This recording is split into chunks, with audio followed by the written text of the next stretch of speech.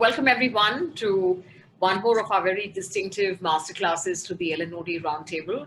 And this is a particularly special one because it has very talented person teaching you using a very different pedagogy from perhaps what you've seen in the past.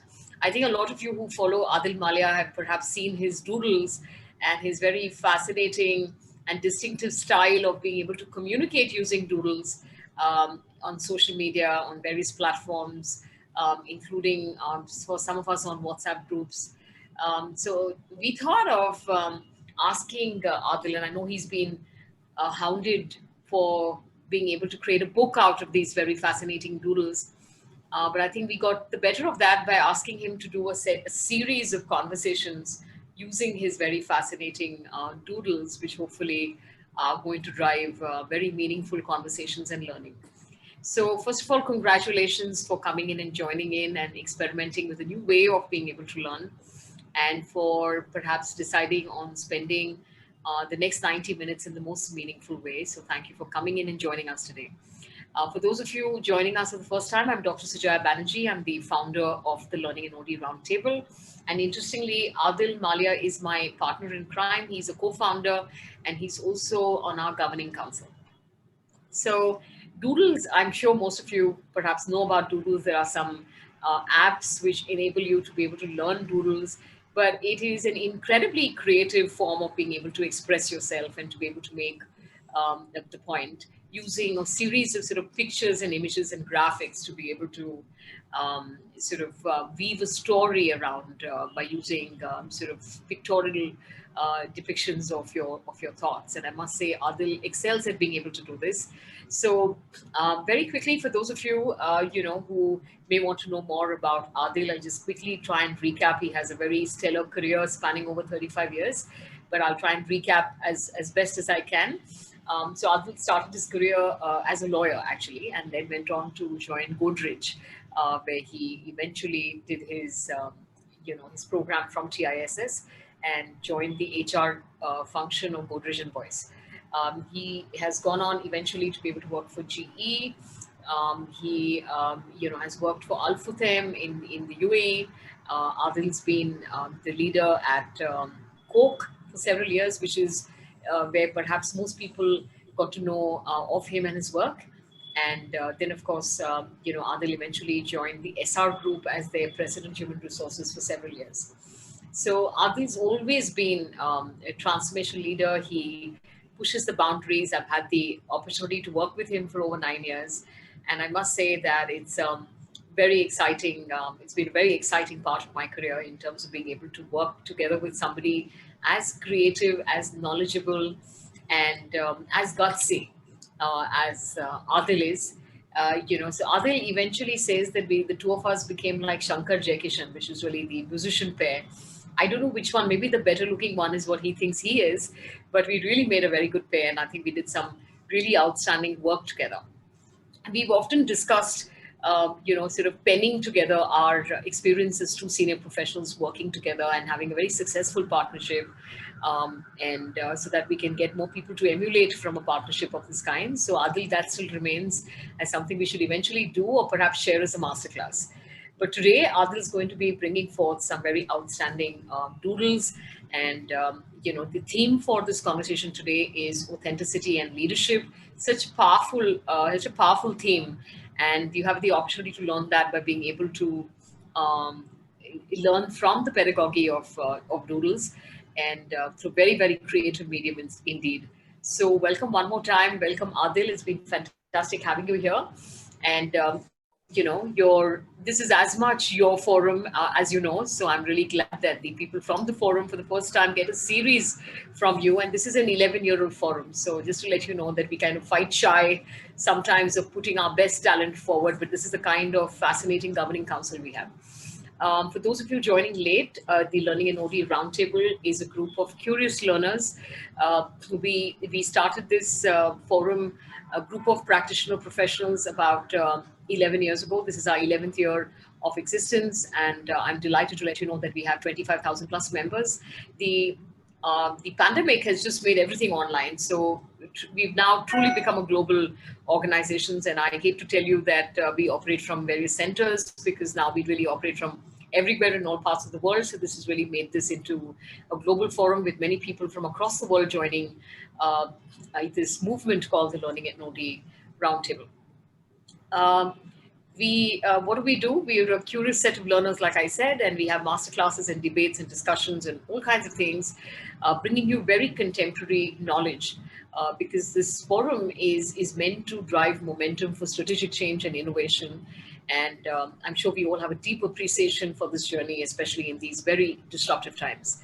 So our group started off as people who are from the HR learning talent only function, but we now have more and more increasingly CXOs from various functions joining us. We have people who are from corporate communications joining us.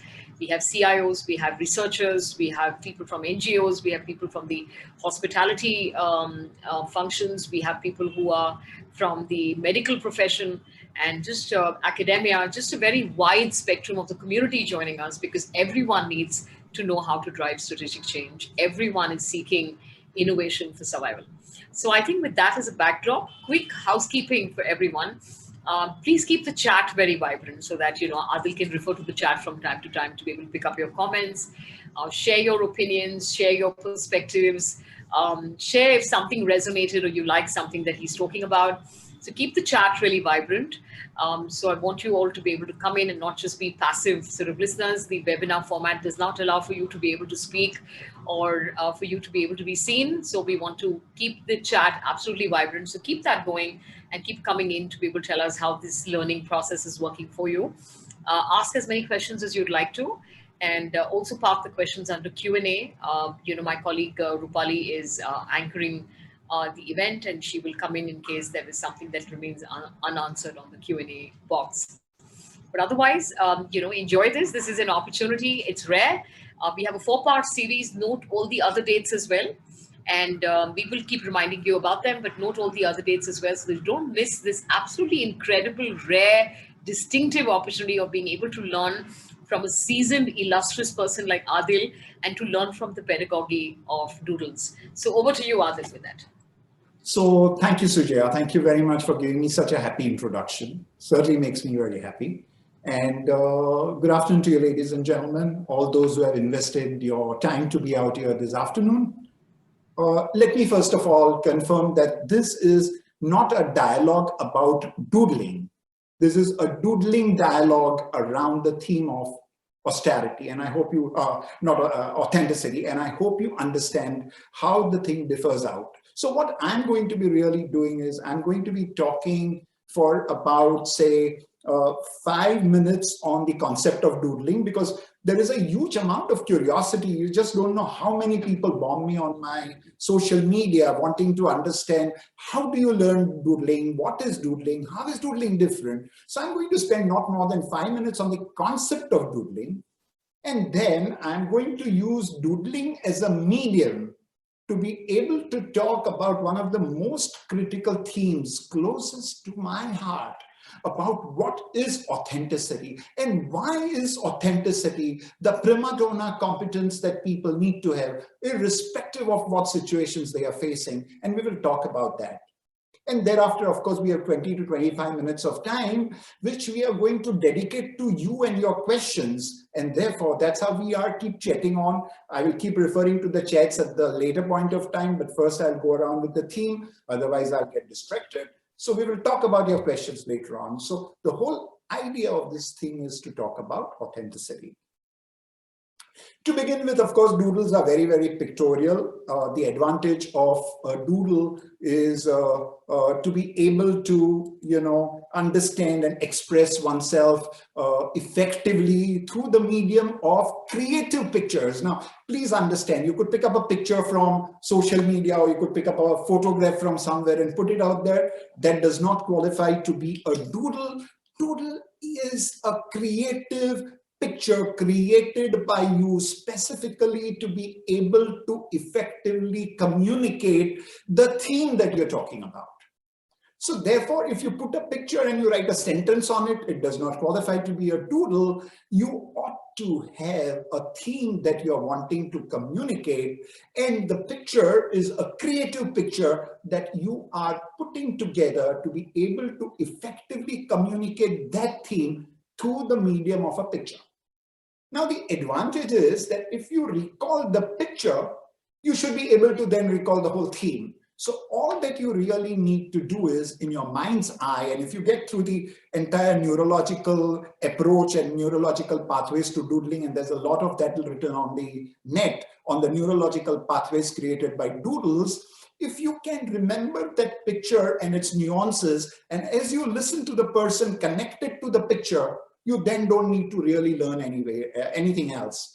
Therefore, remember the picture, and then everything that you wanted to recall will automatically tumble in your memory. So it's one of the finest ways of learning. Let me tell you where it started for me personally, because this is the 5 minutes on the doodling part of it. So I learned at TISS under one of the finest teachers of training and development called Dr. Sharu Ramnekar.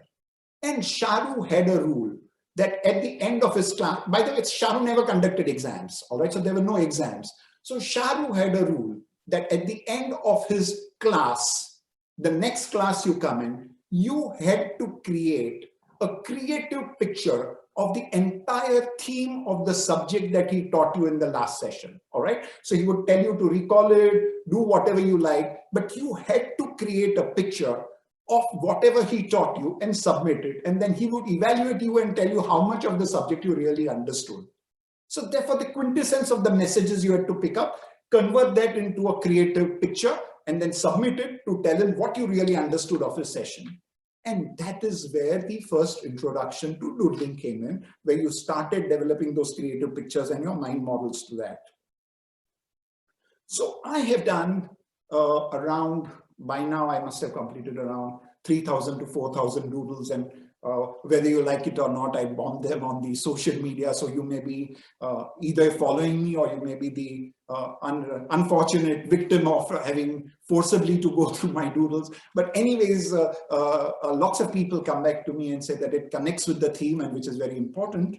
What I have done is, and I want to talk about the theme closest to my heart, and I believe authenticity is very important, and I want to talk to you about it. I have curated around 15 doodles purely for the purpose of our discussion. So this masterclass that we are running, and masterclass is different than running a webinar. A masterclass is when you are learning the basic dimensions and concepts of a subject, and that is why I have used this 15 curated. Why curated? Because some of these are original for the purpose of the masterclass, some of which are picked up from my older doodles, but all built into a kind of a narrative which will tell you about the theme that we want to talk about, which is about doodling.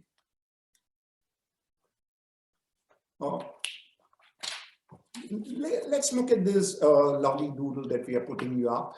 And I want to read out the lovely shape, which conceptualize what authenticity is all about. Zamir हमसे बेचा न गया, वरना शाम तक अमीर हम भी हो जाते. वाकिफ तो हम भी हैं मशहूर होने की तरीकों से, पर जिद तो हमें अपने अंदाज से जिंदा रहने की है. Now, this is the quintessence of what authenticity is all about. We all know how to become popular. We know, all of us know how to really curry favor, how to apple polish people, how to subdue ourselves at the right point of time, how to keep nodding our heads before who in which forums to be able to get the popularity for the leader, and how to succeed if you were to do that. Authenticity is about desire, about a zid, to be able to live up and behave exactly true to yourself, the way you think, the way you feel, the way you emote, the way you empathize. And how do you behave according to that without getting extremely worried about what will people tell you about, all right? Now let's look at the theme. What we're saying is, and when we are talking about the theme, we're saying there are different dimensions of authenticity that we are talking about. Let's look at the classical leader. Leader is very classical. He wants absolute followership. And he is not one of those democratic participative followers. He is wanting people to fall at his feet, possibly agree with whatever he's saying, and he grants his blessings in absolute profusion to all those who are following up in the way he wants them to do. At the same time, there is this one guy who says, I don't want to follow you, and he's being shown the way out. All right. Now, authenticity to that extent, you have to be mindful that unless you really have courage, authenticity and courage are twin brothers, which will lead the family to success. If you do not have courage, and mind my words, if you do not have the courage, then you should be able to make compromises. But then when you make compromises, you are not authentic and you'll hurt yourself at some point of time. We will talk about those dimensions of how unauthentic behavior leads to tremendous amount of stress, tremendous amount of psychosomatic representations of ailments. We have heard doctors talking about why everybody seems to be in the world suffering from stress and psychosomatic things. We'll talk about all of that. But unauthentic behaviors and compromising attitudes, which are totally different and not in sync with the way you really are built, the way you really think, the way you really want to empathize, and your behaviors are different, leads to tremendous amount of stress, and necessarily it's a representation in psychosomatic ailments. Now, there's this one beautiful, of course, little story that I wanted to share, and it's a story, so leave it at that story level only. Let's not debate. So there is this one fine company which used to sell, every time they employed a person, they would send a beautiful cycle to the house of the person. Wow, sexy cycle, lovely. People would say, wow, what a great company it is sending a cycle. And then as the guy would open the cycle and want to ride it, the cycle would be fantastic, riding very, very well. After a few minutes, when he wants to stop the cycle, he realizes that the cycle has no stand. So he writes to the company saying, it's a fantastic cycle, but I need to put it somewhere. I need a stand. So they said, okay, send the cycle back. So the cycle sent back. So after a few days, they send the cycle again to him. And they find that this time the cycle had a stand, but it had no carrier. Now, he was wondering, why is the carrier not there, So he writes to them, but now you guys have not sent the carrier. So the message comes from the CEO that in this company, you will have to make an option. You either take a stand or you choose a career. So very clearly saying, of course, using the effect of a pun is trying to say that when you want to take the stand that you want to take in a kind of an organization which is led by very not participative, not inclusive leadership, but firm leadership. If you want to take a stand, well, your career will be slightly impaired. But if you really want a career, don't take a stand. And so that's, of course, at a story level. But now the doodle is communicating this. And you need to remember this one picture. It conveys a theme, and then it gives you a picture of a cycle. Now, if you recall that in your mind, the first element of the doodle comes to your mind, that if you really want to really be authentic about behaving in the way you want to behave, there are certain consequences, I'm not saying not necessarily the bigger ones, but there will always be need for you to be in a state of readiness. Only then you would be able to be very, very, and beautifully is look at the look of the people at the feet of the leader. They're all looking very guilty. I see, at least as I drew them, I see a sense of guilt. I see a sense of, submitting, subversion. I don't think they are looking very happy. Versus the guy who's walking away is walking with a sprite in his feet, is going with confidence to say, I'm going to be living it my way. So there is a certain happiness in wanting to do the things authentically close to the way you are built, versus, well, compromises, sacrifices, and the subdued look on the faces of the characters. Good.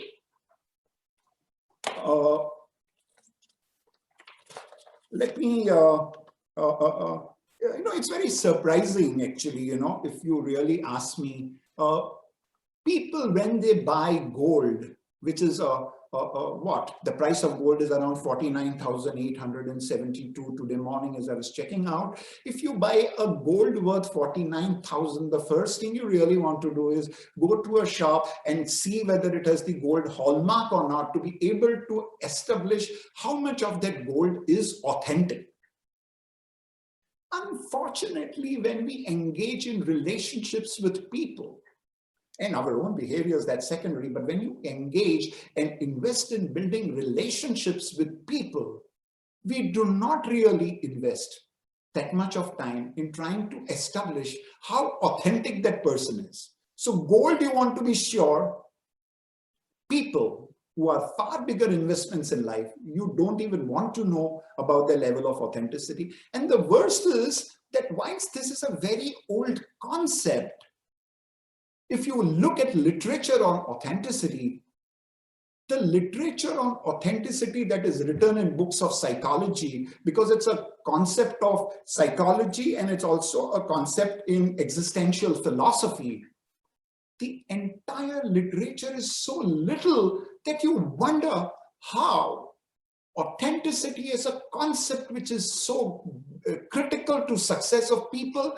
and their relationships. So little has been written about it, versus reams and reams of leadership on skill building of leadership is written, when actually the differential between a successful professional and a non-successful professional is actually hinging on the level of authenticity of the leader. Well, but that's the way world is. It values things which are tangible, feelable, seeable, doable, but will not even write about concepts which are so critical, but which may not have a market of people who may buy the books that they want to write about. Now, actually, if you will see, there are two kinds of leaders you will experience. You will get, on the one hand, inspirational leaders, all right? And you will, on the other hand, get the opposite. In fact, most people don't know what is the opposite of inspirational leader. The opposite of inspirational leader is a Bromedic leader, which is a very common leader who has all the knowledge, who has all the skills, but is unable to influence people into action. Now, most important in life is that a leader is effective to the point that he can influence people to get into action. All right, he's influencing, he is able to persuade, he is able to instigate action. Now, inspirational leader uses inspirational, influential, persuasive, communicative skills to be able to make them do, versus a Brahminic leader knows all of that. Conceptually, if you were to test him out on a question paper, he will be able to answer all your questions right and get full marks. But where the rubber hits the road, he would not be able to inspire anybody into action. And that is a Brahminic leader. Now, the differential between the inspirational and the Brahminic leader hinges on the concept of authenticity. Look at the doodle. Let's look at the doodle. Now, you will see two people. I tried to draw them as similar as I can, but please understand, I'm not an artist, so please don't search for art in the doodles. Doodles are not supposed to be pieces of art. If you're looking out for art, go to Jahangir Art Gallery or go to Paris to see some of the finest paintings. Doodles are not about art, right? It is about communicating the concept. So there are these two people, and one is authentic, absolutely to the bare bone, behaves, etc. But when the concept of winning comes to his mind, when the concept of victory comes to the mind, that is when he clads himself in certain superficialities where his authentic self is not seen by anyone else. He feels it inside, but he covers up and projects himself in a totally different sets of garments and a totally different sets of behaviors so that no one can see the authenticity. So when the authentic A, now you see, a doodle is predominantly what an individual artist or the creative person is wanting to communicate. Do you see that A written in the guy who's authentic? There is an A written in the body of the authentic guy. You can see it, right? Now you can see it maybe. There is an A written, he's authentic. And here, the authenticity of the guy is not seen at all. It is totally garbed by very fancy Armani suit maybe. Now the problem is that behaviors and manifestations of progress and behaviors and manifestations of victory about winning, garbs the authenticity of the person. And that is where this existential philosophy moves away. So there is a concept, and I'll at some point of time take you through this. All right. So through this 15 doodles, we will communicate this to you. Authenticity is predominantly a concept in existential psychiatry. You will find literature, if you want deep literature on authenticity, you will have to read books in psychiatry, and also in existential philosophy. All right. So the critical one point, the one single point which will communicate authenticity is about congruence. So the word you need to remember is congruence. Congruence of your external behaviors, manifestations, projections with the inner you, the real you. And whenever there is a state of what we call pretension raised to zero, zero pretension, that is, there is no pretension at all. The person is behaving the way he is. Now, remember one thing, that when you're authentic, it doesn't mean it's all good. Authentic does not mean he has to start behaving like some highly charitable guy and he has to give away everything, only then he's authentic.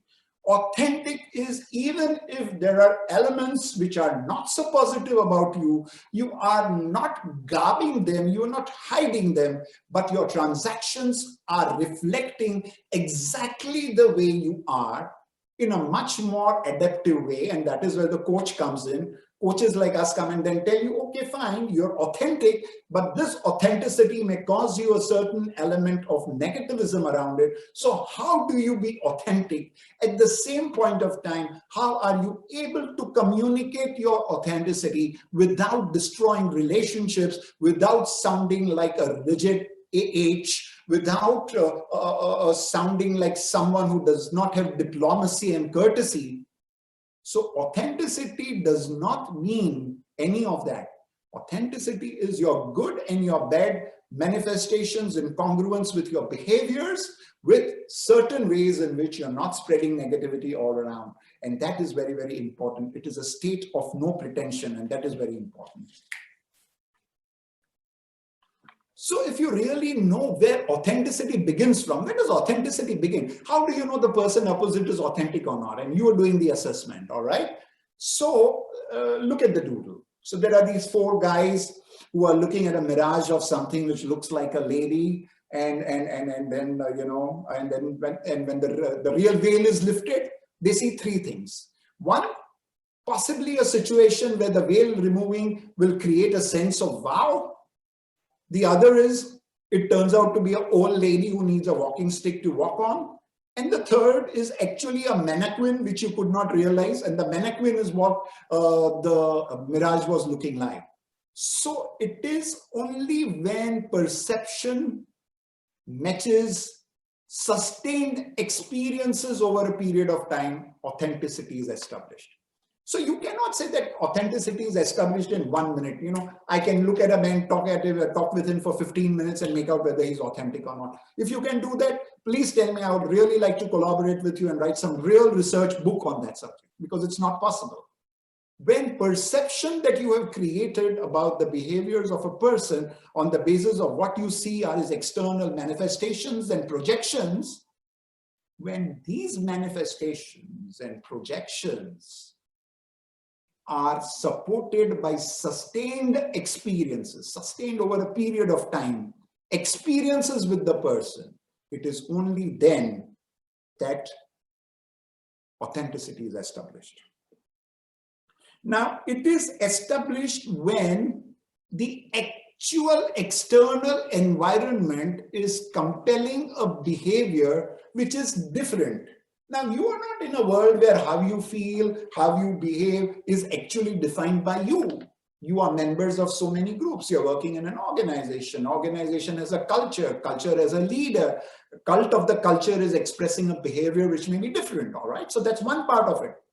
Now, when you are seeking membership, because you are not Robinson Crusoe living on an island where the entire universe is what you define, we are living in a social environment, being social animals, and therefore, when we are living in social groups, what happens is that the group defines the behavior of what is the approved behavior for membership in that group.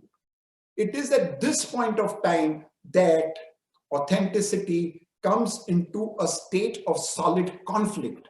Conflict with what the group is expecting of him, and the group will always expect a different behavior because it is seeking confirmation, versus if confirmation is what the person gives, then he has to make compromises, and that compromise is arising from his behavior, which will have to be unauthentic because in the original format he doesn't want to be there. That is when the conflicts come in.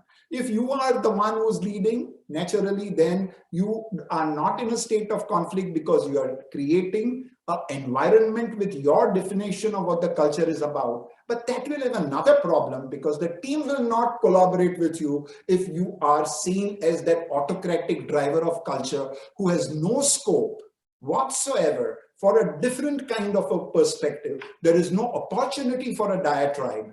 And it is at this point of time that conflicts and authenticity will have to be balanced, because if you want to survive in that culture, how do you end up surviving? Which is very, very critical. And that is why most senior leaders require coaches. And when we coach senior CEOs and things like that, that's exactly what we tell them. Be authentic, but that does not mean you got to be in a state of conflict. That is very, very important. So authenticity, very important, is about converting perception into experience. Converting a perception that you have of what you see, what you hear, etc., into what we call live experiences over a sustained period of time. That is what authenticity is about. It is not a one event. It is not what we call in English a happenstance. It is not a one incidence-based happenstance. It is actually a sustained experience of a perception that was originally created. Look at this. Someone asked me what name would you give this. I would say I would call it a Ram and Shyam kind of a thingy. So there are two faces of the same guy.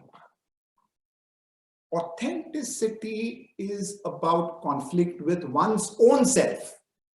Remember one thing, authenticity is not conflict with someone else. Experience is what it is. Authenticity is about conflict with yourself. Within you, you have your thoughts, your emotions, your empathy that you express, your sentiments, and so many other things which are yours. And the expected behavior from you is something totally different, because that is the definition for success in that organization or that situation. So authentic fight is actually a fight within the individual, where the conflict is with the self and not with the others. Competition is conflict with others. Whether you're better or I'm better, whether I can do it fast or you can do it fast, whether I'm digitally more savvy or you are digitally more savvy. So competition is when conflicts between different outsiders and your projections are happening, versus authenticity is a conflict within yourself, within whether you should behave the way you are behaving or not. You should think other than the way you are thinking. You should feel differently than what you're feeling inside. And that is the conflict within one individual self. So what is important is knowing that authenticity is a conflict within yourself. Constantly, the external attempt will be to make you behave like others. Remember that. A group makes it a point to create pressured situations at all points of time to ensure that you start behaving like the others. Because if you continue to behave like yourself, then you are not gelling in the general, what we call the gestalt. And when you can't exist in the gestalt, you are disrupting the culture of the enterprise. Therefore, the external attempt will be there, like those guys at the feet of the boss in the previous doodle. The real thing is, how are you able to stand up to what you really want to stand up and yet continue to be not behaving like others, but yet being a member of the group? Now, why do people oftentimes succumb their authenticity? If it is so important, if it is so critical, and we will tell you how it is important, not only for growth, careers, etc., but also for people in their reality, about their health, about their well-being, about their mindfulness, etc., if it is so important, why do people give up on authenticity? So these, what you see around built. So there, of course, the nuance of the doodle is an A versus a V, whether you are in the space of authentic or you are in the space of victory. Victory is about winning. So naturally, you will do anything to win. You could win with authenticity. That's a different story, and we'll talk about it later. But authentic is behaving the way you are behaving and trying to win. Victory is about compromising on your authenticity to ensure that you win. So you see the A and the V on the shirt of the guy, all right? The two different guys are, one is A and one is B. And now we are talking about why do people behave unauthentically? Number one, clear self-projection, all right? What is self-projection? Trying to project to the world what you are when actually you are not that. So showing off, trying to project, trying to tell you are somebody which you are not, which you internally believe you are not, that desire to create a self-projection which is not really authentic to yourself is the cause for unauthentic behaviors. The second is about creating impression. One is about projecting yourself because you have an advantage by projecting yourself like that. The other is an impression. People give you an impression you are somebody, and therefore you start behaving in that way, when actually the inner you tells you that you are not that. But you tend to believe some things that people tell you. You don't know how authentic what they are telling you, but you want to believe because it sounds good to your ears. Oh God, Adil, you're such a great guy. You're such a great speaker, blah, blah, blah. You are such a wise guy. You are such a generous man. Now, by saying that, if I start believing, if authentically within me, I don't believe I am that, but then I start projecting my behaviors to behave like that, that is creating an impression which leads to unauthenticity and naturally the fallout of what happens. The other is confirmation with a role. We work in certain roles. If I am the CEO, then generally there is a role model in our minds created. From the time we are children, we create what we call the mind models. And in the mind model format, we try to ensure that the role we are performing stands in a state of confirmation with the classical role model that we have got. So a boss, mard ko dard nahi hota, which means you may have pain like what you just can't imagine, excruciating pain, but because you are a mard and mard ko dard nahi hota, that means that you are trying to be in a state of confirmation, and this causes you a kind of a problem for unauthenticity. Imitation is another one. When we try to imitate someone who we have seen succeeding, and most of the singers, most of the heroes which you see, most of the cricketers, they give up on their natural styles and then try to imitate someone else who they have seen succeeding, believing that that external manifestation of style was actually the reason for that person's success, and as a consequence of which they start behaving like that under the misconception or under the belief that by behaving like that, you may also succeed.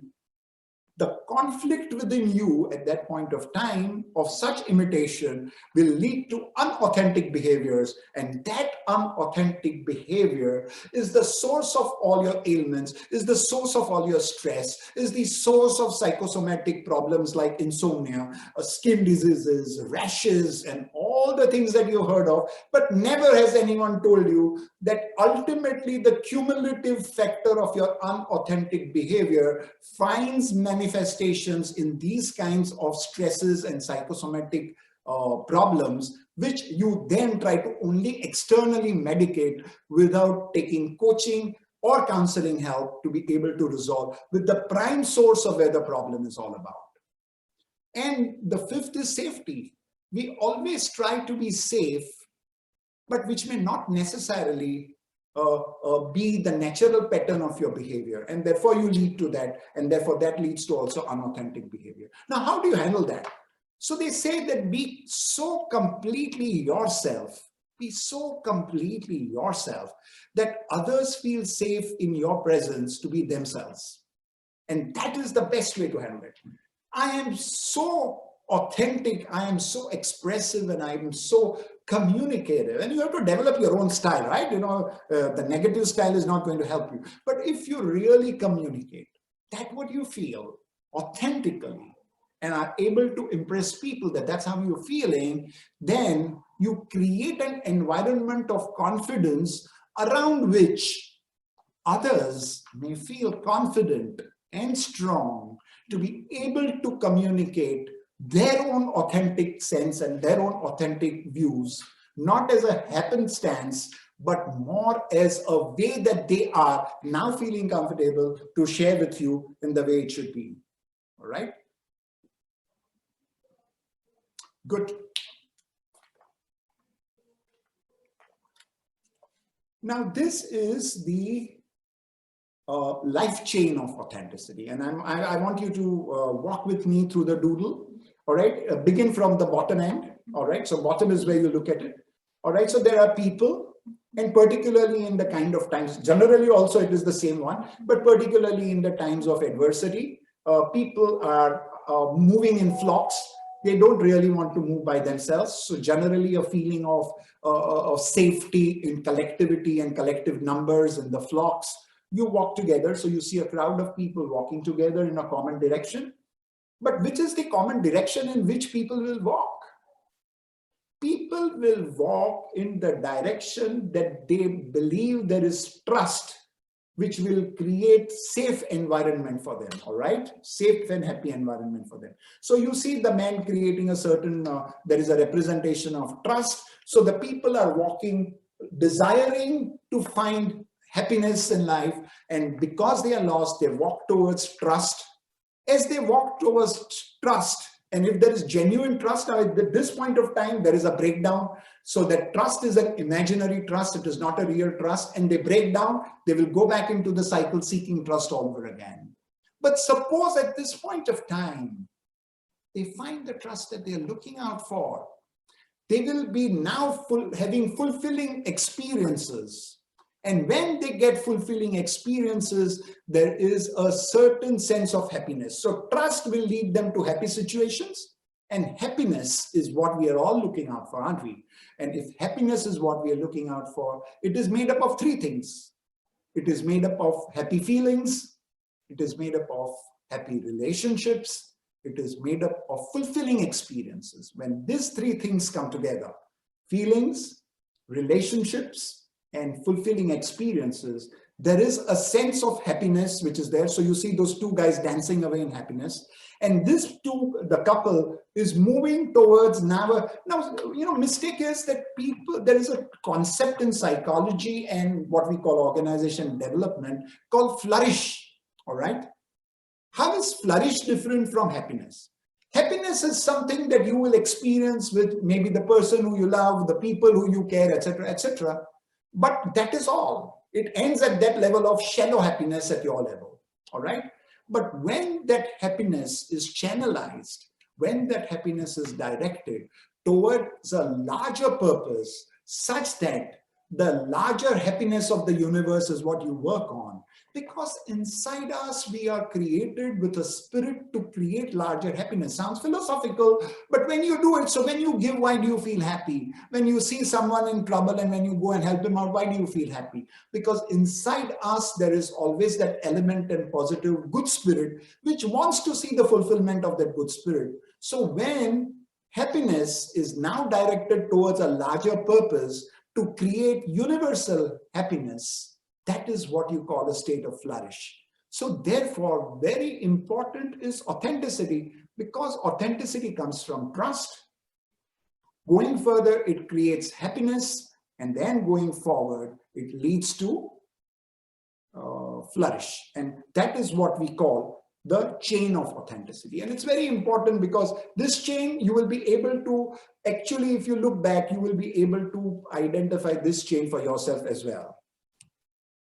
Now, when you look at organizations, most organizations are in a state where there is a compelling unauthentic behavior. Organizations are in a state of what we call organizational schizophrenia. All right, everyone knows schizophrenia. So someone asked me last time, how can organizations be schizophrenic? It can be. Organizations are as living as people. But look at it this way. Organizations make great pretensions about their employer value propositions. They are this, they are that, they are that. And then when people who work in that organization or who are in some or the other way connected with that organization come into contact with the live experiences in that organization, they are left aghast, wondering that how come on the one hand, they are making these statements that these are their value propositions, but when we come into live experiences, these are the experiences. Imagine this, a company saying we are employee-centric, we are customer-centric. And if you go as an employee to the HR department, and if HR department, you want to only find out what is your leave status, and they tell you, all right, do one thing, come tomorrow, today I'm busy. Tomorrow when you go, the guy is not available. Day after when you go, he says, you know what, actually the system is down. Then the next day you go, he will tell you something else. That leaves you wondering, is this organization really meaning what it said that it is employee-centric, or is it just saying it as an employee value proposition, but is actually schizophrenic in its application of that and behaves exactly differently, in fact, 180 degrees differently than what its behavior ought to have been? All right. And there are several. So organizations culturally are in a menagerie which is creating a certain element of conflicting situation, which warrants and reciprocates unauthentic behavior for its survival. So wise leadership has to start. Look at the employee value propositions. I can call out some of these. Okay. One is, we are a board managed and board governed company. And we all know what happens in board. We had the experience of seeing ICICI, just to name as a casual reference, but we see what is happening in board managed companies. We are an equal opportunity employer. And we know that where are we on diversity numbers? Why do we not even have more than 3% women CEOs if we are an equal opportunity employer? Already a state of conflict and schizophrenic behavior. We are people-centric. I gave you an example. We are a performance-based culture. All right, if you're a performance-based culture, show me your reward plan. And when you will see the reward plan will indicate that the high performer and the average performer, the differential is 1% increase in salary.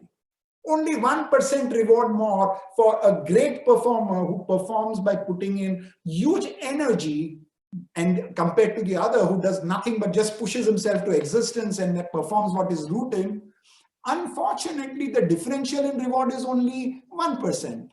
Now, would you then call that organization people-centric? What do you want your high potential performers to start believing about your organization? All right.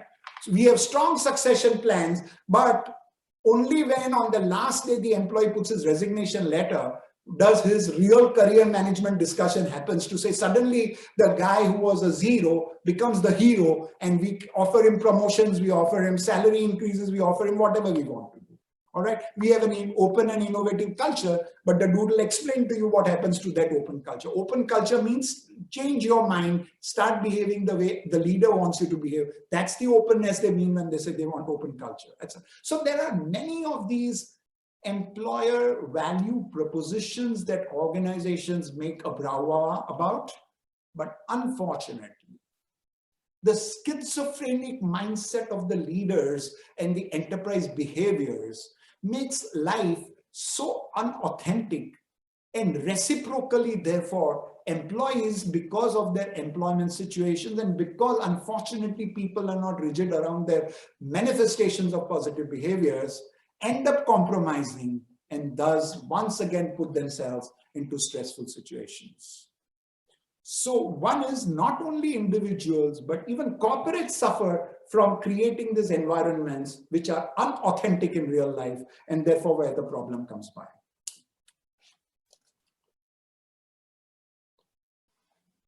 So there is an authenticity paradox that we talk about.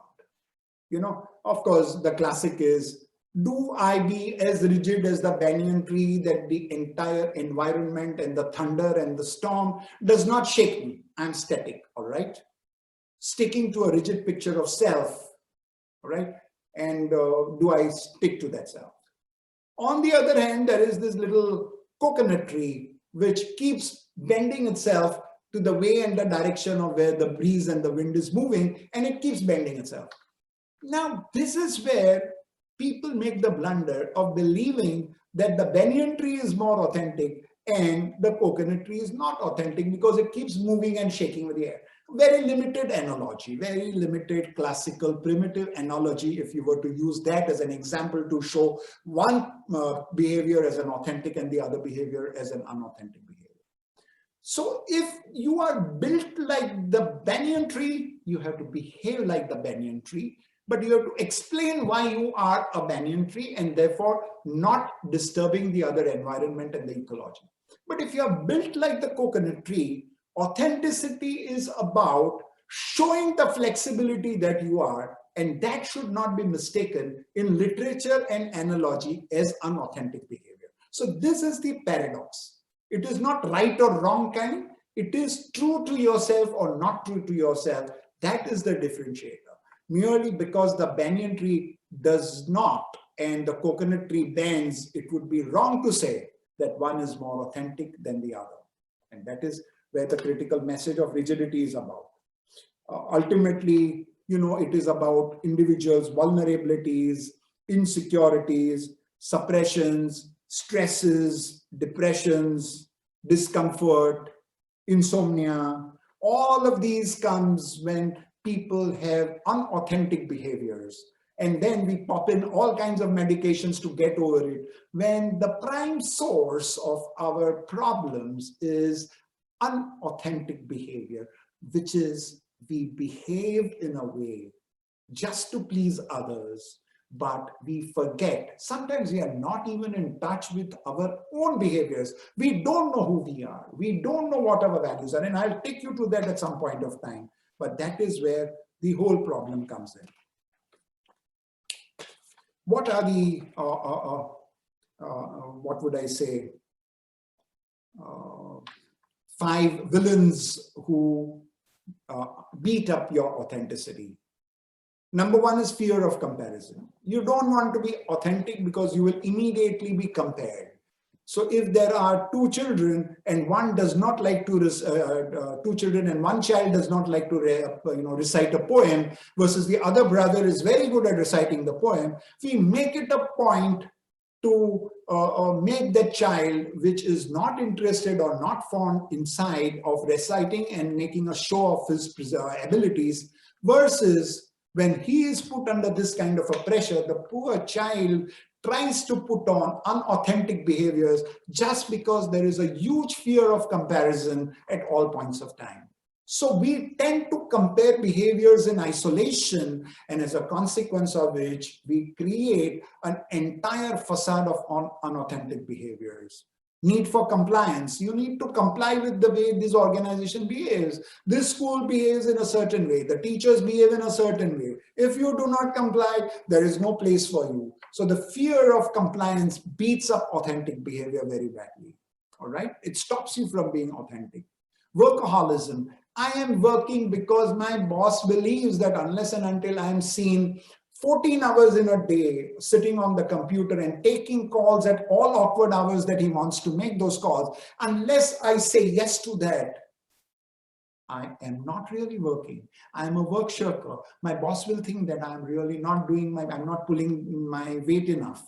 And therefore, indulgence in such kind of workaholism, where the work does not demand you to do that, but at the same time, you also don't want to do that, but because you want to be in a facade and an external compliance of a larger culture, that leads to unauthenticity. Perfectionism is another problem, that you get to that level where you believe that you have to create that level of perfect product when internally you are not designed for that. That is an unauthentic behavior also. So there are those compliance norms that we have created in our role models because someone somewhere has defined those models. We tend to then believe that we have to be in compliance with those models and play out those roles. as a consequence of which we reflect unauthentic behaviors, and then the natural outcomes that we will get to see of what are some of these inauthentic behaviors that we get to see. Just hold on. I wanted to talk about, so when you say your behavior is authentic, what are the three things that you have to be mindful about? One is a stage, and of course there is a matrix. For paucity of time, I'm not taking you through a matrix. Maybe someday I will explain to you how you can actually calculate your authenticity quotient. There is a methodology which we have developed at the firm, which explains how leaders, because when we coach, our coaching intervention begins with authenticity, and therefore we have created a matrix where we ask questions and tell people to give responses, and on the basis of the responses we identify what is your authenticity quotient. All right, one is victorious, the second is happy, and the third is aligned. All right, and there are three sets of behaviors. Do you indulge in winning behaviors only? Along with the winning behaviors, the second dimension is, do these winning behaviors, how happy do they make you? And the third is, if the winning behaviors make you happy, are they aligned to what your internal parameters of evaluation of your behavior is all about? And around these three elements are the matrix is defined, and then we come to a conclusion of what is your authenticity quotient. Critical for you to remember is, authenticity is built of thinking, spiritual, emotional, values, and behaviors. These five elements build up your emotion or your authenticity. All right, so that is what is important. Now, how do you, being authentic means that you act in ways that shows your true self and how you feel. Rather than showing people only a particular side of yours, you express your whole self genuinely. Now, to be able to do that effectively, and I'm going to take some time to explain this to you, to be able to do that effectively, there are three things that you have to do for yourself. Number one, it requires self-awareness. Most people, including some of the CEOs who we talk to, and it must be, I'm sure for you also, and I'm sure at times it happens to me also. Just because I do coaching and just because I understand psychology, it doesn't mean it doesn't happen to me. It means, like, you know, how doctors can fall ill, even we can make mistakes. One is a level of your self-awareness. Are you really aware very clearly of your thoughts? Are you clearly in touch with your emotions? Are you clearly in touch with what are you knowingly and unknowingly projecting yourself to be? Are you really clear about all of this yourself? And if you are not, it is high time. Because what will you call authentic behavior and what will you call unauthentic behavior? Sometimes I ask this question to myself, how the hell did I behave like this? Why did I do something like that? At that point of time, the answer comes is that you are not sure what you are. You are imagining at times, it's like the classical Johari window where there may be certain blind spots and you do not know what is in that blind box for you. And therefore, trying to put as much of an attempt to trying and defining yourself in quiet meditative modes, and there are certain exercises that we prescribe to the CEOs when we do with them, into how do you create that self-awareness of who are you? Not who are you in that existential question, which some of the spiritual gurus may ask.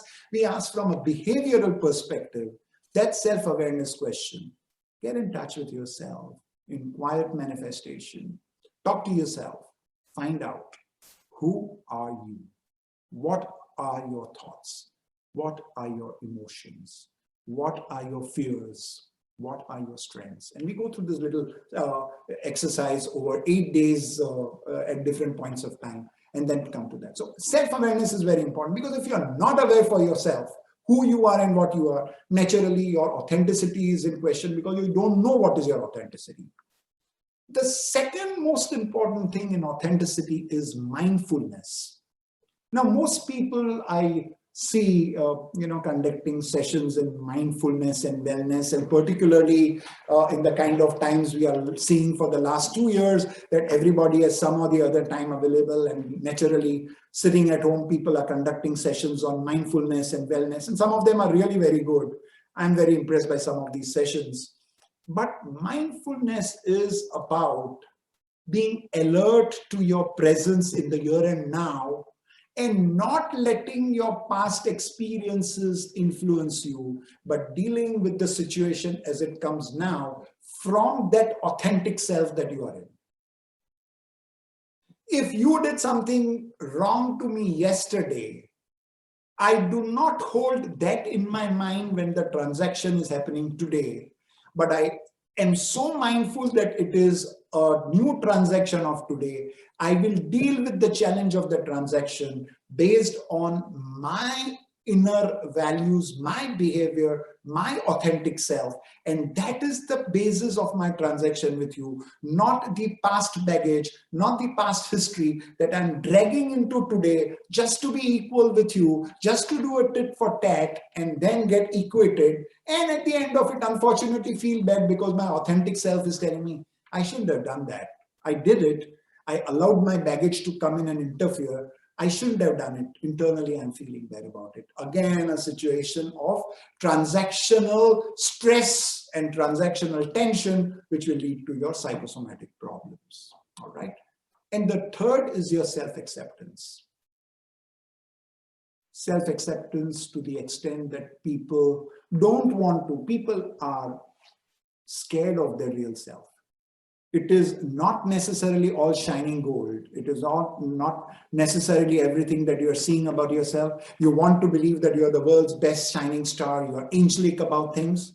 But actually, there could be elements within you which you know but don't accept, and which you don't even know, which are actually the true representations of you. Unless you become aware of it, and unless you start accepting those, authenticity then becomes a far cry, because you're still not knowing yourself and wanting to transact in a totally different imaginary way of what you are, and the real you is what you don't know, which is interacting from inside, which creates a conflict situation, stress, tension, psychosomatic problems. All right, so that's very, very important for you to know. One exercise which you should do if you really want to know about your authenticity, emotions, and empathy. First of all, most people don't know that everyone talks about empathy, but most people don't know that all of us, all human beings who are born, and some animals as well, have 8 emotions within themselves. 8 emotions within themselves. Fear, anger, sadness, surprise, disgust, happiness, contempt, and shame. All right. These are 8 emotions with which you are born. You have no control over it. You are born with it. These are your inherent emotions that everyone has in different shapes, sizes, and grades. All right. Now, there are 5 things that you really need to understand when you're transacting as an effective leader. And why I say authenticity is important is that these emotions are constantly, everyone keeps talking about empathy without knowing emotions and how that is possible. I don't understand, because it is like saying I understand cooking, but I don't understand nourishment. I don't understand what are the values of food. And then I want to go into cooking, the two won't gel. All right, you'll end up creating unhealthy dishes and therefore create health problems. So around each of these, there are 5 things that I would suggest you should do. And because of paucity of time, I may be rushing through some of these doodles purely with an intention that maybe if you have questions, ask me, or maybe write into me on LinkedIn or whatever you like, and I would reply to you at some point of time. But number 1 is, do these meditative exercises like what we make these CEOs and other coaches do, is know your emotions. What are the things you fear? What are genuinely the things that make you angry? What causes you sadness? What is surprise for you? What creates disgust in you? What makes you disgusted? What creates happiness? People want happiness, but they don't know what creates this happiness. Contempt. People don't know, why are they so contemptuous? What is it that triggers their contempt at some point of time?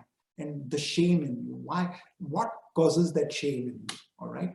So number one is do these exercises to identify what causes this for you in your behavioral pattern. And then the second step is to identify what triggers these behaviors in you. What are some of the behaviors that you transact with others that trigger these behaviors in you, all right? So that is very important.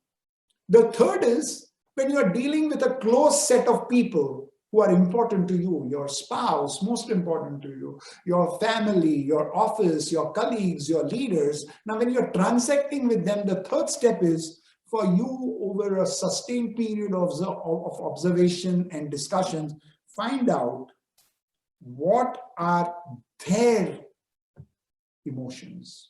You see, they will not tell you that, but you will have to learn to gauge from their patterns of behavior.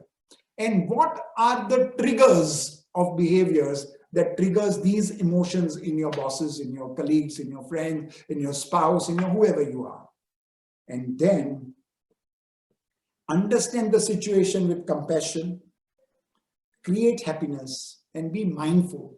Don't carry your emotional baggages. Once you realize this, once you understand this model, and that is when you will allow his authenticity and your authenticity to both emerge to create a happy situation, which will lead to, in an organization, a state of flourish.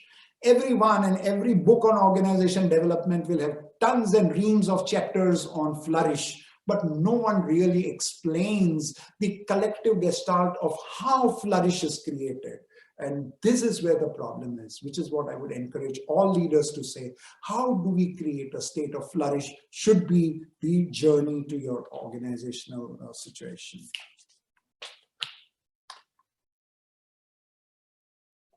Good and bad are actually composite. It's all like a substance, all right? You have to recognize both and be in a state of comfort with both. You can't cover up your bad because that is equally harmful. You can't over-project your good because that is also equally harmful. How to acknowledge and how to apologize for the display of your negative, that is more authentic than handling the situation in any other way. If I display, I have seen 100 times, I have a mercurial temper at times, and I get angry, but I know that that's me. So at some point of time, if I go and say, look, I'm sorry, that's not me, but transactionally I flared up, I'm sorry for this, that is a much better way to handle the situation of authenticity than to now say, if I've done it, I'm the boss. My role says I shouldn't say sorry. His role says he's subordinate. He should come and try and make up with me, though I'm wrong. That is a conflicting situation which will create a problem. Therefore, authenticity is about recognizing and acknowledging your errors and making it up in a very diplomatic way or in a straightforward way, whichever way it suits your situation and context. That is when the whole situation works out for you effectively.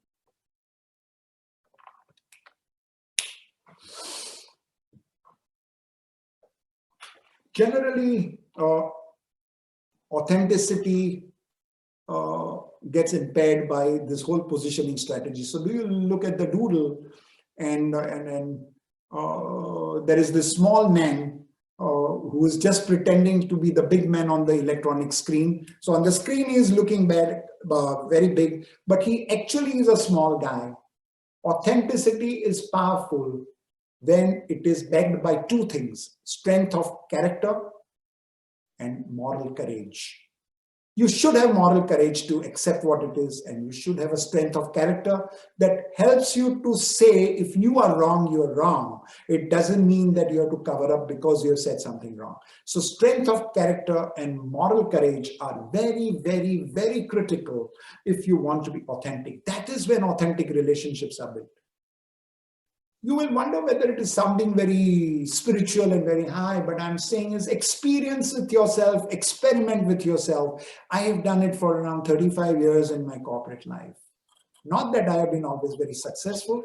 I have been unhappy at times, but I can only promise you that you will be a much more happier person if you are in touch with your authentic values and you insist on convincing people. And I have been so many times walking up to my bosses and telling them, sorry, my view is this.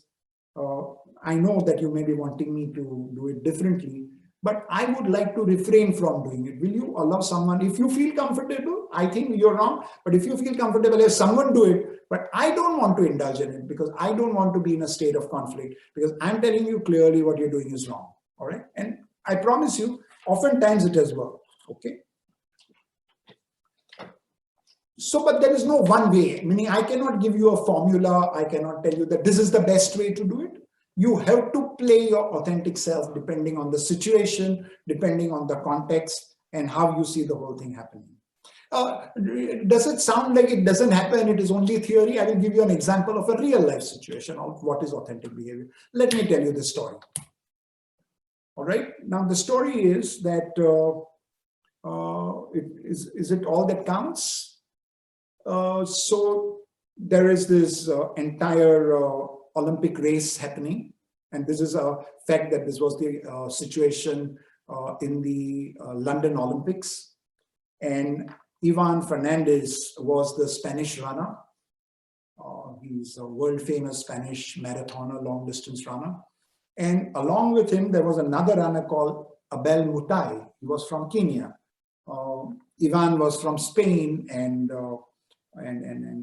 Abel was from Kenya.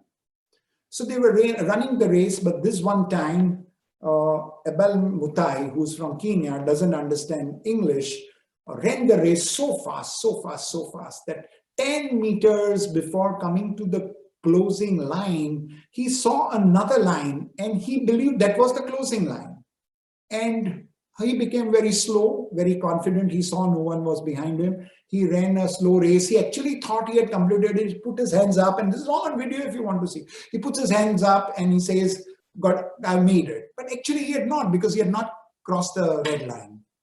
Very fast, this second runner comes from Spain. Ivan comes and he realizes that Abel is mistaken that as the line and has given up running. He goes and he pushes Abel and tells him, literally by sign, because he didn't understand English, the race is not over, and he pushes him to complete the race.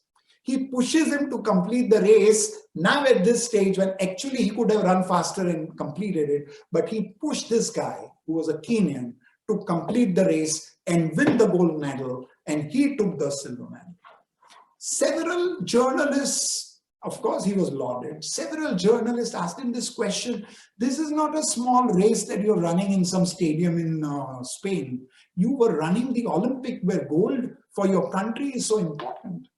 He said, if that was important, then I don't think I want it, because what would I tell my mother who created an authentic value?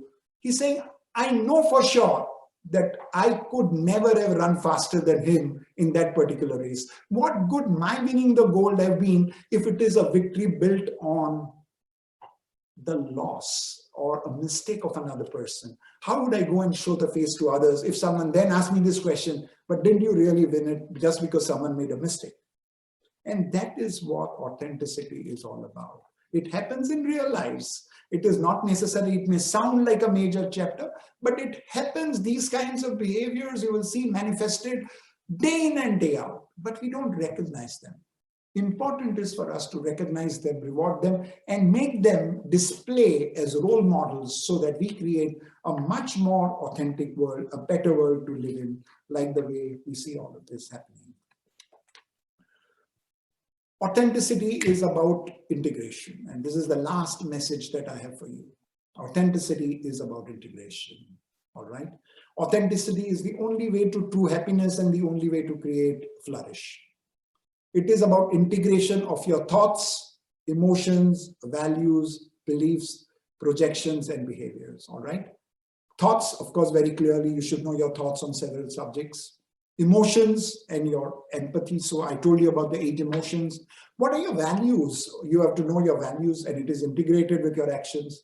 Your belief systems, your projections, because what do you really end up projecting? That's very important, because your projections, you should know, are your projections in line with your authentic behavior or not in line with your authentic behavior? And then, of course, your behaviors. It should all be integrated into a composite whole. It should not be separatable. It should be like a substance, a chemical substance, which if you try to separate, it will break down. All right, it will become something totally different. So it should be like that. Authentic integration is about a natural balance, which provides a state of total fulfillment that does not require any external balancing to experience a state of fulfillment. It does not require external. It self-balances itself. It's a zero-sum game. It self-balances itself. It does not require any external balance. I think for that one session, this should give you sufficient amount of information, and this should give you an idea of what actually authenticity is about. Self-search. You will have to do your self-search. No one can give you a ready-made answer. All right. Someone has to help you explore your reality. To that extent, facilitation is important. To that extent, coaching is important. But ultimately, all of this feels, if you're not authentic, even to your coach and your counselor, if you are not speaking the truth, then there can be no authenticity. I should thank you for listening to me. I would now take some of the answers. How do we balance, asks Nilüfer Aga, how do we balance the 2 aspects of authenticity and courage? It is very important that if you are authentic, you will suffer at times if you do not know how to position yourself, all right? So you will require courage if you want to be authentic, or you will have to make compromises because you're not courageous, you cannot stand up, you cannot take the losses. Some things are very important, so you're creating facades, you're creating projection. So how do you balance it? Each one of you will have to find out your own way. There are no magic, there is no one silver bullet that I can give you, so do this and you will be able to balance it. You will have, I have developed my own way. Say, for example, I have developed a certain element of wit to be able to communicate my displeasure. So I will very conveniently crack a joke to communicate my displeasure with what is happening, to tell them that I don't think this is right, but I will be able to convert that into a witty situation to be able to communicate that. So you have to be finding your own. There is no silver bullet. You will have to find your way, but it is important for you to remember that you will suffer angst if your courage does not back your authenticity. Urva's asking a question, how can you tell an authentic person from a well-seasoned actor? Seasoned actor or a well-seasoned actor, Cooper, at some point of time, as I told you, authenticity is about sustained experiences. It is not a happenstance. It is not this situation. And a seasoned actor will, at this point of time, create a nice situation to make you believe in a facade which is not correct. But if you sustain his behavior, you are observant, you are alert, over a period of time, he cannot continue on a life full of acting, right? At some point of time, the happenstance will end and he will show his true colors. So therefore, in an event, you may not be able to make up. You may be a great seasoned actor, but if over a sustained period of time, I think people make out that, he's acting, he's not real. So it's very matter of time, all right? How can you achieve the long-term search for authenticity within the short time burst and complex nature of recruitment? Goodness gracious, very difficult question, Urvask. So if you believe that you're going to ask questions in an interview and expect the candidate to give you right answers, which you believe will indicate whether he's authentic or not, tell me that that's not possible, all right? So an interview is very incomplete process. In my 37 years of human resources management, the coordinate of success in an interview to get the right candidate is as low as a 0.25%, or sorry, not points, it's 25%. That is 25%, which means that 75% of the times, if you are depending only on interview as your tool for selecting the right candidate, only an interview will never give you the right answer, all right? Because people will give you projected answers. You do not have a litmus test to find out. You are not putting them through lie detector tests, which will immediately on a polygraph tell you, no, you're writing, you'll get an electric shock. So it is very difficult to make that out, all right? But reference checking will certainly help. So in the short time of interview, don't rely too much. I would rely a lot more after I like a candidate on very systematic and structured reference checking of his previous companies, what he has achieved, to show me a trend of behaviors, because the person in the future will behave similarly to what his behaviors in the past have been. Anand Gadgil, why do you give reference to Kabir in your doodles? No, I give reference to a lot many philosophies. I do a lot of philosophy. I read a lot of philosophy. I pick up ideas from philosophy.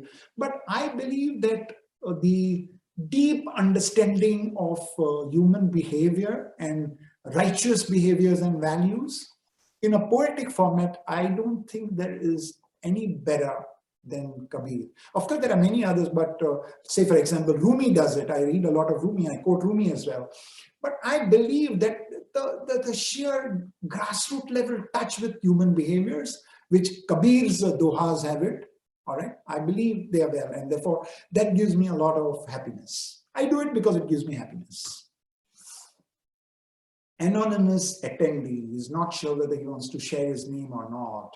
Anonymity, the first stage of whatever reason, but unauthentic behavior. Please, could you share an experience from corporate situation on how authenticity was demonstrated? Well, I have experienced it if you don't ask me to name the company.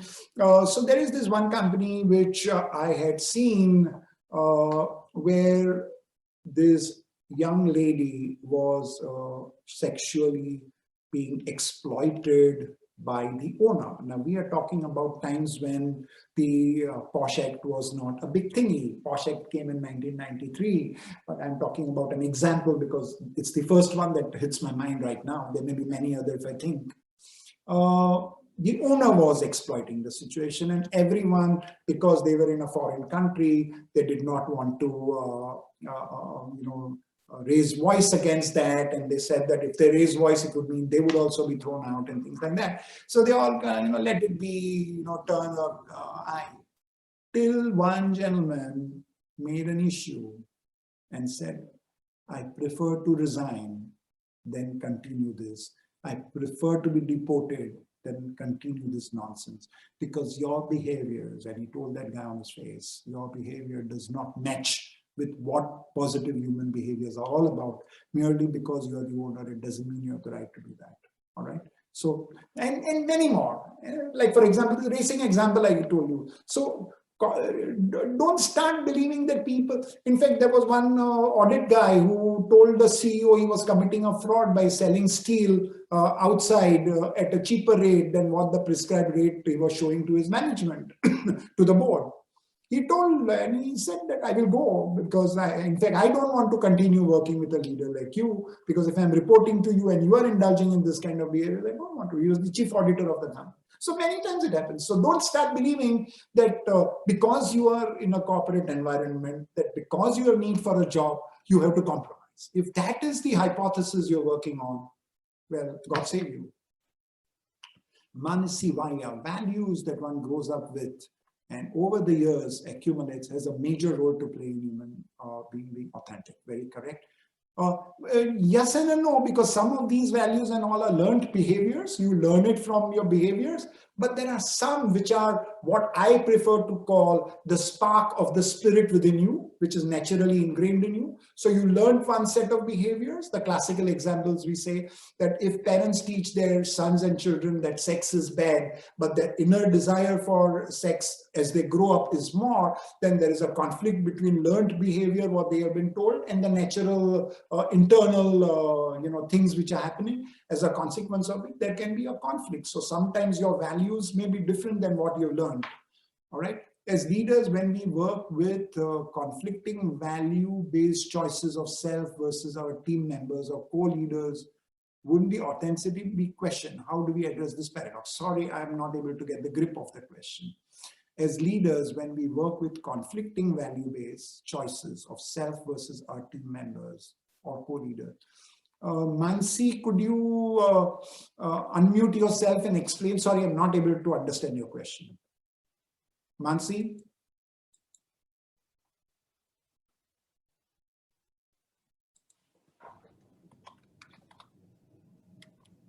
In the meanwhile, let me handle the other question. Compromise with authenticity. So it's Can you hear me, Adil? Yes, I can. Okay. What I'm trying to ask is, when we are working in a team, we are always having to, many different kind of values that each of us address with. Yeah. And when we work in a team, one might have a different value system to held up, which is authentic for that person. And the other person also will have a value system through which, like you rightly said, whether it is they are grown up with or they learn, but each has a level of authenticity. Yes. But when they work together, there is a conflict that arises out of it. So how do we address that? Because this is at a deeper level. This is not at a conflict management level. Sure. But this is in a way of conflict management, because there are certain values that you bring and you project, which is in conflict with the values. And if these two adherence to values by you and your other person, who's also your co-team member, is such that it is not going to fulfill the purpose for which you are together on a team, then it is a conflict, right? Because it is going to be hampering the progress of the team. Yes. So it is much better then to bring this conflict on the table, to say that, look, my value systems tell me this, his value systems. I will tell you one very good example. There was this Lego thingy that we were running in which country, I can't recall. So we were running this whole session and there was this Lego thingy. And, they were supposed to build bridges and all of that. So the team was building the bridge. One guy found a shortcut. He went and he stole some Lego pieces from some other table and surreptitiously built a much taller tower, thinking that the team has won. And such a small thingy, but he did that. He reflected that way. There's this other guy in it. So I don't agree with you. This you are looking at it like a team exercise and all of that, but I don't like it, because even if it is team, the purpose is learning. I don't like it. I think you should remove it. He said, no, I have got it and the team is going to win. He said, no, I will make it known to the person that you have done it this way. If he allows you, well and good, but I will make a disclosure that you have done it. Right. Okay, I get that. Yeah. Thank you. Thanks, Marcy. Next question reads, Aditya Kumar, I have a goal which didn't work out the way I wanted. All right. I have conflict inside in thoughts. One thought says, don't give up. Give one more try. Other says, accept it. So you are at a thought level in a state of conflict, whether you should do it or not. What are your other alternatives? So this is not, authenticity is not about my internal will define what is the alternative I will take. All right, your values and your behaviors will be defining that. But it is very important that when your thoughts are in a state of conflict, you bring a certain evaluation of your own views and then seek an external help. So I'll tell you, without naming the company, CEO of a company was getting into a certain project, rather largish. Father was saying no, but he said that, look, if you want to do it, you do it. He didn't know what to do. His thoughts was, okay, I think it's a good project, but there could be many other projects, but father doesn't want it, but my heart tells me I should do it. What should I do? So you then require an external coach who's neutral, all right? He has nothing to gain or lose by you getting in or not. And then with his help, he takes you through what we call the churn, and through the churn to help you arrive at an answer. He does not give you an answer. A coach will never give you an answer. A good coach should not ideally give you an answer. He should help you with the way you are built, with the way the inner authentic self that you are. He should help you to arrive with your conclusion, which should tell you which is the direction you want to take. I hope it helps, it answers. If not, get in touch with me. Is that all? Are there any other questions? Hi, Adil. We do have some questions on the chat box as well. I'll read those out. Will you read out? Yes, I will read those out. So we have Rajan asking, Authenticity and personal self and professional self. How does it differ? Authenticity in personal self and professional self. How does it differ? Sorry, can you repeat the question again? So I think Rajan is trying to understand between the difference between authenticity in personal life and professional life. So this is, you're right. It is such a beautiful question, Rajan. I really love it because authenticity is authenticity. There's nothing like a personal authenticity, which is different, and professional authenticity, which is different. All right. So the way you are built and your value systems, professionalism is a concept which is developed only in the last 150 years of industrial development.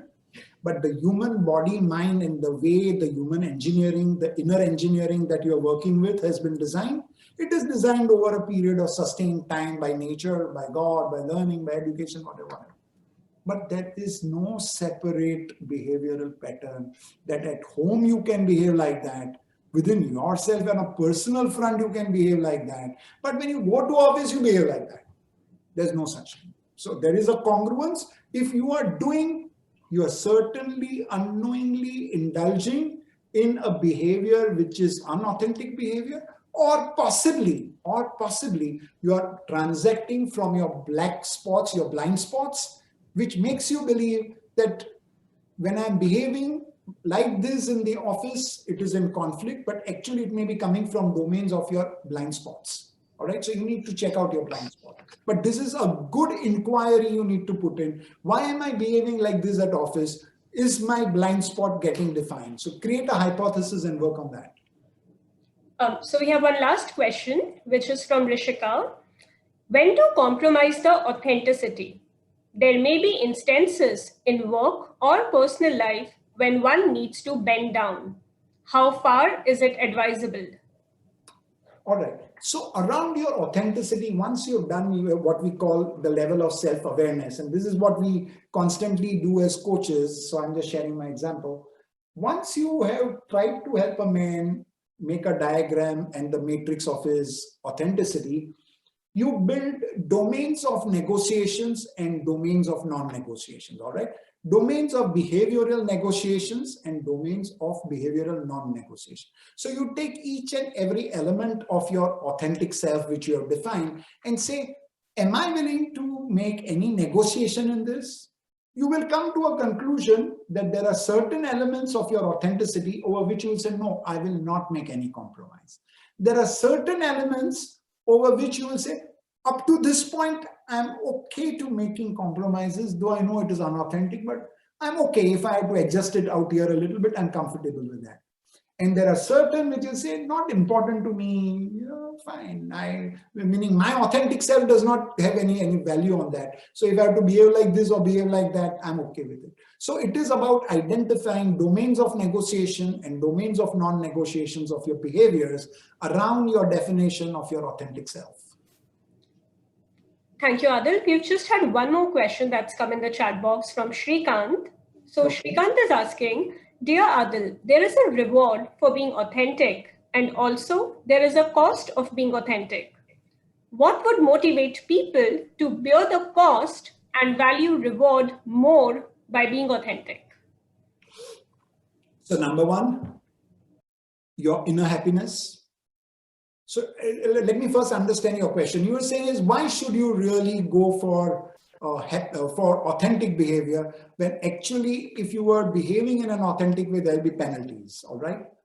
So one of the reasons what I would say is your inner happiness, your inner self-fulfillment. And I think there are some values which you have to experience for yourself. You will ask me, what is the value of inner happiness? I cannot put a numeric value to it. I cannot put a cryptocurrency value on that. What is your inner happiness? It is something that you have to experience, that fulfillment. You will fly like an angel. You will feel happy within. You will yourself want to say, I don't care what my penalties are, but my inner happiness when I indulge in this person's act, like that person who said, no, I want to tell this guy that he's behaving in this way. I know that it means me giving up my job, but I want to tell him to his face that what you're doing is wrong, and I am not going to have anything to do with your company. the sheer inner happiness, the sheer sense of fulfillment. And I promise you, and this is observed literature, you can read it as much as you want, you will not suffer psychosomatic ailments, you will not suffer stresses, you will not suffer insomnia if you have done what your authentic self is telling you to do. The authentic self dictates your behavior, and when your behavior is dictated by authentic self and you do that, then I promise you, you are not going to feel bad about paying the cost if you have to pay the cost. One last message, as this was the last question, is we just don't know. Haven't we met doctors who say every ailment in the world, the cause seems to be stress? Where is the stress coming from? Where is this pressure coming from?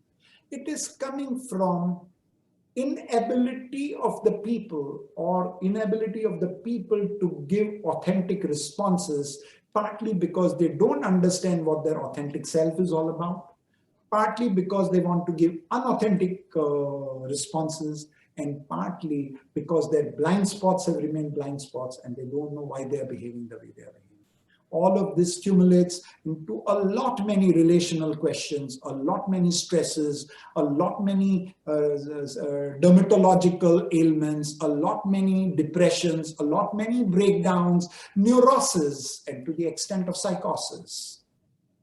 So if you want to really get rid of that, the best way is to start behaving authentic, the way you believe you are built, with whatever little adjustments you make. Thank you very much for your time. It was indeed a pleasure. At least for me, it was enjoyable. I hope you got value out of it. So thank you very much.